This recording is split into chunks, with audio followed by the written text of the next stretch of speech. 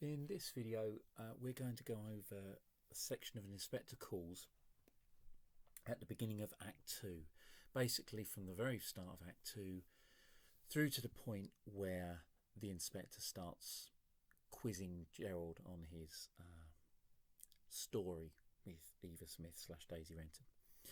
So it's not necessarily a massively long section, but it is a section that a lot of people might forget.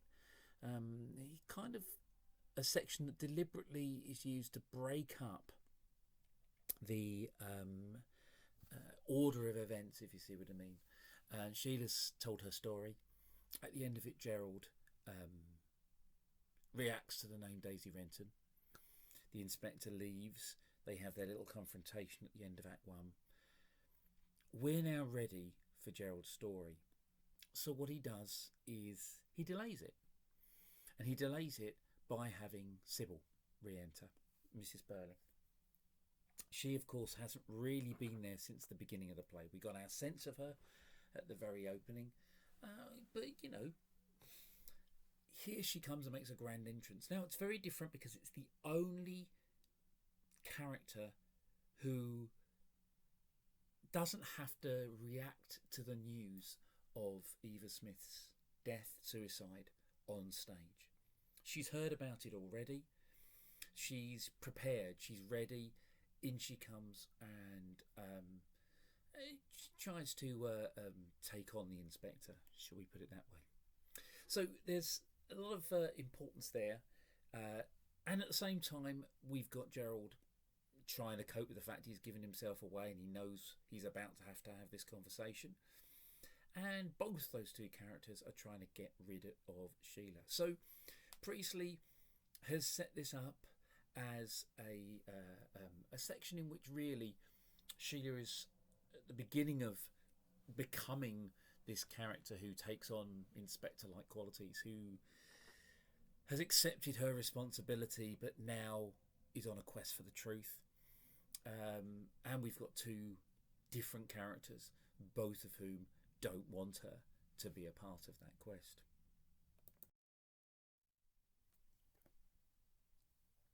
So let's start with the beginning of Act 2.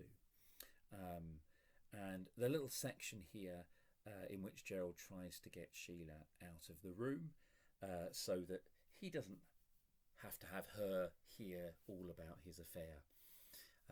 Part of Gerald's whole thing of, not necessarily, he doesn't really lie, but he's happy avoiding the truth, let's put it that way. So if you remember, we had a bit at the beginning of the play in which I identified that I think there are cracks in their relationship, even from almost the very first few minutes of the play are obvious. Well, here they're becoming chasms. So Priestley is essentially giving us a relationship that is not going to work, or has irreparable problems, shall we say. And we see why right at the beginning of this, because Gerald's attitude is very much that old-fashioned patriarchal one. He starts talking for her at this point. So he asks the inspector, with an effort, interestingly enough, it's the stage direction, so he's genuinely struggling in some ways here. But he asks the inspector if Sheila can be excused. And he starts telling her why. She's nothing more to tell you. She's standing right there, remember, but talking for her. She's had a long, exciting and tiring day. She's obviously had about as much as she can stand. So it's very old-fashioned, patriarchal way of feeling that as the man, you get to talk for the woman. And when you look at this idea of she has a long, exciting and tiring day, again, it's also suggesting pretty much that as a woman, she can't cope. Okay? And Sheila reacts herself. You know, he means I'm getting hysterical. But it does really, at this point in the play, create this sense for us that Gerald is in a different world to Sheila. Okay, Sheila is getting ready to. She has just been talking about her own failings quite openly herself, but here he still thinks he needs to get in the way. And of course, the inspector promotes this with this line that you'll remember very well: "You think young women ought to be protected against unpleasant and disturbing things." As Gerald himself will point out in a minute, he's pretty much making the inspector walk into. The inspector's pretty much making him walk into a trap almost of showing up that he didn't do this for Eva herself, or Daisy, as she likes to call her. So, you think young women ought to be protected against unpleasant, disturbing things. In the play, that's how it works. But also, for us looking at it, you can see it makes absolutely clear that patriarchal attitude that Gerald has. And remember, as I said to you before, said with an effort, this seems quite genuine. He's just said to her, why should you want to stay? It's bound to be unpleasant and disturbing. Why would you want to do that? It's a genuine thing here. But when the inspector asks this, his answer is, if possible, yes. And so it's made very, very clear to us that way that Gerald feels about the other sex. Once we get past this bit here and Sheila is sticking around and standing up to him, we very quickly disintegrate into the both of them having the stage direction bitterly to direct the way that they speak to each other. So here we are seeing where their relationship has gone. Bitterness toward each other. When you think about the situation and why they might feel bitter, well, it's fairly obvious what Sheila feels or why Sheila would feel bitter. What she suspected is about to come out very clearly. She's just been let down by her fiancé. She's obviously feeling very emotionally disturbed by what she's just dealt with. But if we're thinking about it from Gerald's point of view, why does he feel bitter here? Because he thinks that she's just doing this to spite him. It's difficult, really, isn't it? And it's something well worth considering. Put the evidence together so far. He's dealing with her, talking about her though she's not in the room, showing that he thinks women can't cope with what men can cope with. And now he feels bitter. Having said that, a few minutes afterwards, he does apologise and stand up, against what Sheila says. But Sheila makes the point, it doesn't really matter. Just saying, I'm sorry, isn't good enough. And she makes the point that this is just the wrong time not to believe me. So the self-awareness that Sheila has is very, very important here. When you think about this, it's her saying, it's not just that you've let me down. It's not just that you're speaking about me in a way that I don't like. It's the fact that I kind of need you in a particular way and you're not there. I need you to be on my side. I need you to believe me and you're not. Cracks into chasms. Now, of course, the inspector's not got any interest in this generally. Cuts across them. But he does take the time to explain one aspect of it to Gerald, which is what he's interested in, which is responsibility. He points out that the reason she needs to stay is because otherwise she'll be alone with her responsibility. Okay? And he takes that broadly from an understanding of Sheila, and it's worth realising that he understands her probably better here than Gerald already, into a broader point, almost talking to the audience. If there's nothing else, we have to share our guilt. Now, many people talk about the meanings of the play and the whole social class aspects of this and the ideas about the war coming, whatever. But one of the things that always needs to be remembered about the play is that it is looking back at the time that it's written. People often make the mistake of saying, look at Sheila here, she's taking responsibility. Priestley's saying to us, oh, look, be more like Sheila. Say to a generation, we need to be like Sheila. Well, no, really, because Sheila was 40 years before this, 30 years before this, and things still went wrong. Sheila's change made no difference whatsoever. As much as anything else, he's talking about the fact that we're all responsible and we have to take that on board. So he's not just blaming capitalists. He's not just blaming upper class people. It's all of us. All of us need to share our guilt. Now, how does that go back to the cracks in their relationship? Well, I suppose it's the point that he is not sharing his feelings, sharing with her, and that's what relationships need to be. Once again, worth noting that Gerald, like other times in the play, shall we say, doesn't respond here.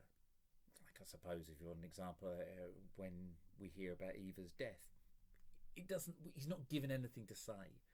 So how he reacts to being told this is very much something that an individual director will have to work out.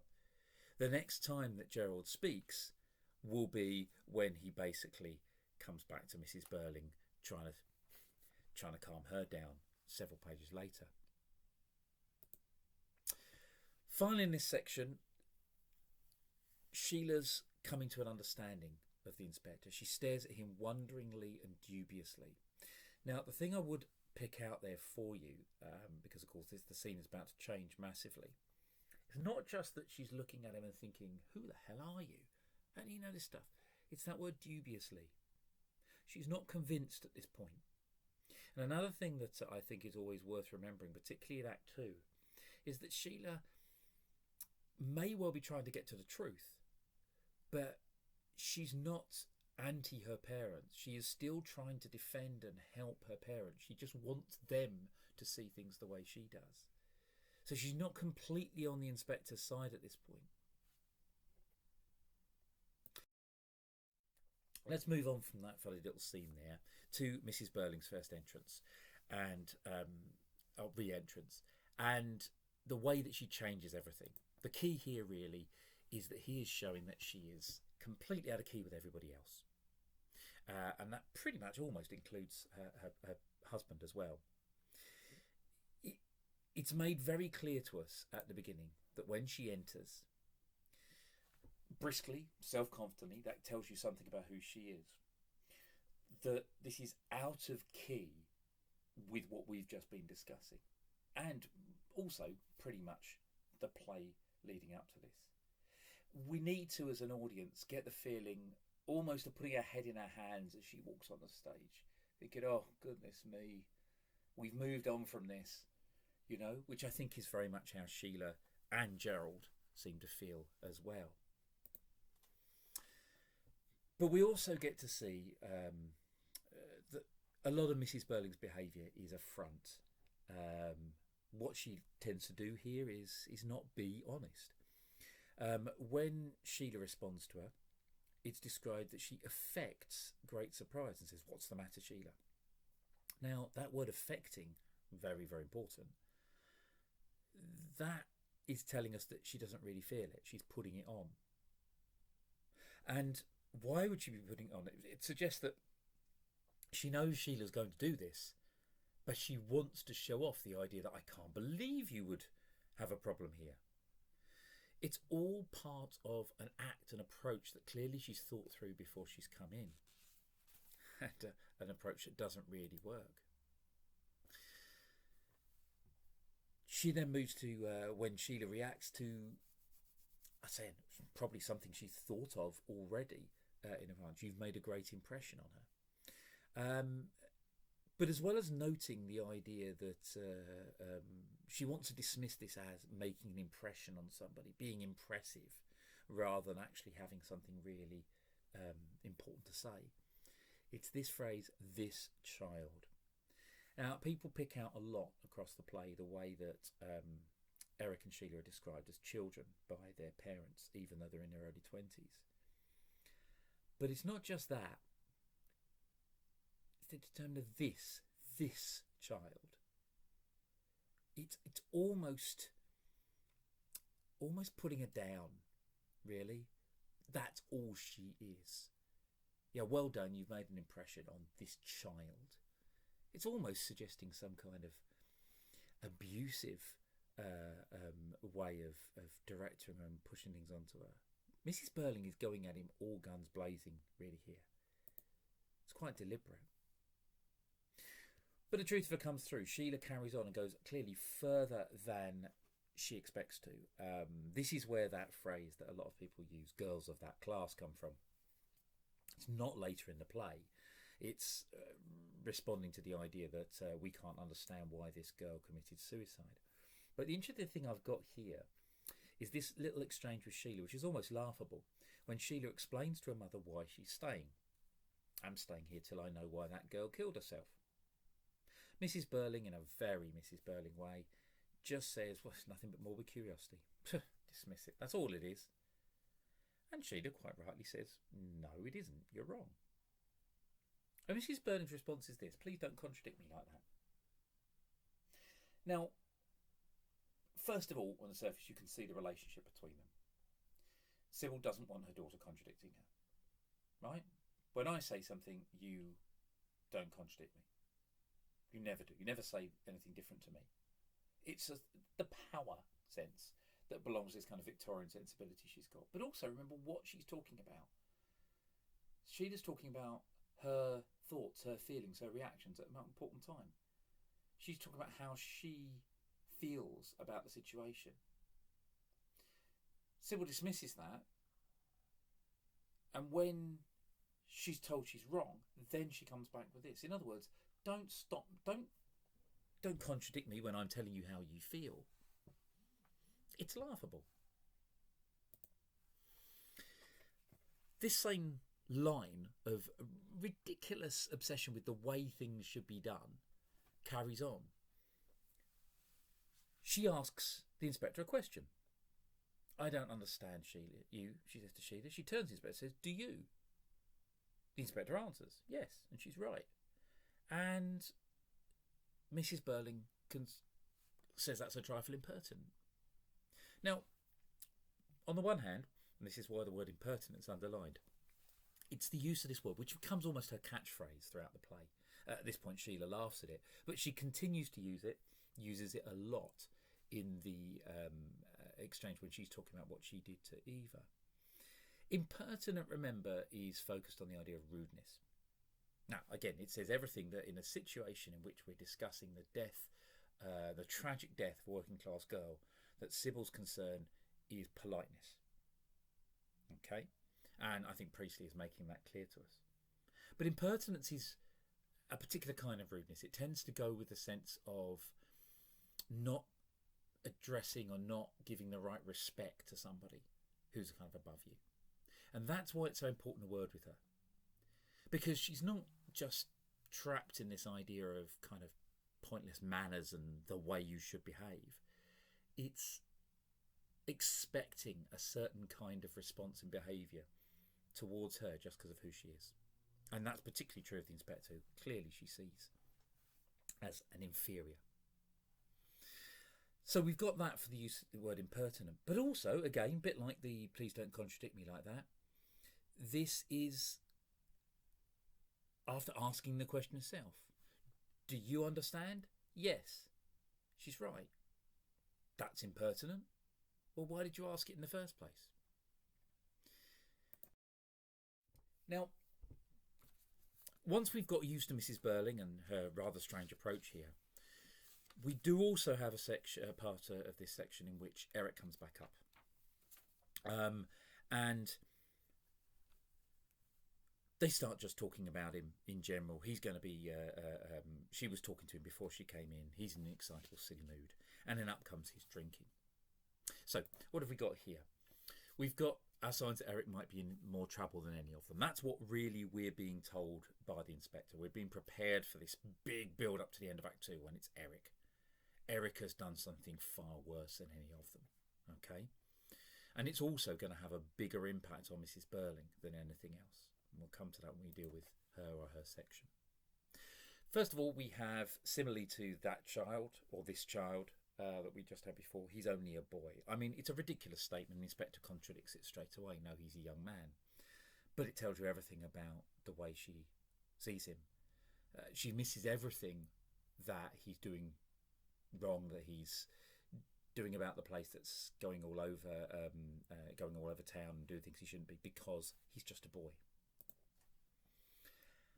We get the second example of Mrs. Burling showing her Victorian values as far as gender go.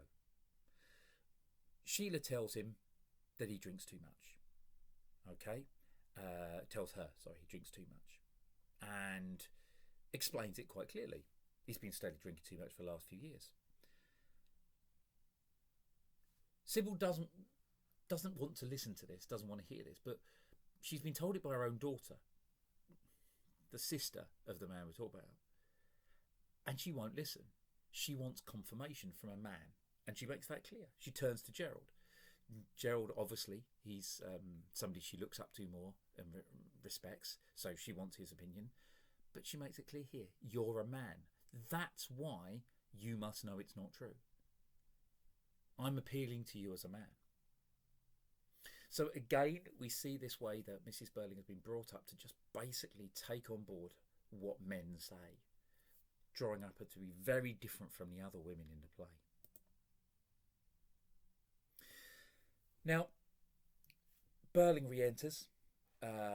Again, he's been trying to persuade Eric to go to bed, but he won't. So again, more of the Eric thing.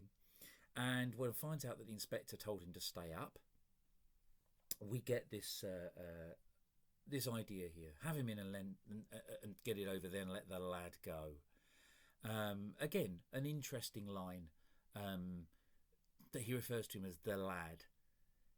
Probably the first sign we've seen that, despite the way he treats him to his face, Burling also has a lot of time for his son, has a lot of hopes for his son. But this attitude towards the inspector, I don't propose to give you much more rope, again suggests he feels he's in control. I'm angry now. I'm not going to give you much more leeway here. I can choose to. I'm going to tighten things up. And then we get one of these first times where Sheila is answering for the inspector. He says, you needn't give me any rope. And then she comes in with this line, he's giving us the rope so we'll hang ourselves. Now, it's a slightly clumsy use of a metaphor here, but I think basically it seems to be a metaphor for their class, to me. He's giving us the rope. He's giving the middle class the rope because we'll hang ourselves with it. Okay? We are so caught up in ourselves, that's what we'll do. Okay, short section, but as you can see, some very, very interesting ideas in there, particularly to do with Mrs. Burling. Okay, the next section, Gerald's story. He appears very repentant, but there's a lot more going on.